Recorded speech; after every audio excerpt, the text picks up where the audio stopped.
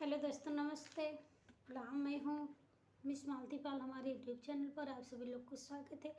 आप लोग कैसे हैं? उम्मीद करती हूँ अच्छे होंगे। मैं आप लोग को एक प्यारे से विवाह गीत सुना रही हूँ। आप लोग को जैसा भी लगे कमेंट बॉक्स में जरूर बताइए। हमारे चैनल को सब्सक्राइब जरूर करिएगा। दूधवा के सढ़िया अइसन सुंदरी बेटी, आदि मड़उआ बीचे ठाड़ जी। दूधवा के सढ़िया अइसन सुंदर बेटी, आदि मड़उआ बीचे ठाड़ जी। भीतरा से निकले नी बेटी के पापा, गोरा बदन को मिलाय जी। भीतरा से निकले ना पापा हो कवन रामा, गोरा बदन को मिलाय जी। पहले से कहती हूँ बेटी, छत्र छवत्यौ करती चादरिया की छाह जी।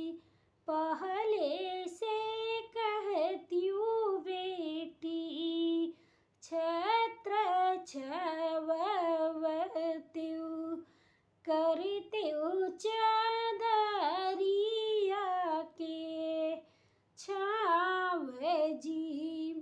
आँचू के रतिया बाबा तोहरी नगरिया, भोरही विदेशिया के साथ जी। आँचू के रतिया बाबा तोहरी नगरिया, भोरही विदेशिया के साथ जी। खोरिया खोरी खोरी दहिया खियायो मोरी बेटी, दूधवा पियायो सढ़ी यार जी। खोरी खोरी दहिया खियावै मोरी बेटी, दूधवा पियायो सढ़ी यार जी। एकहु नानकिया सोही मानो मोरी बेटी, चललू विदेशिया के साथ जी।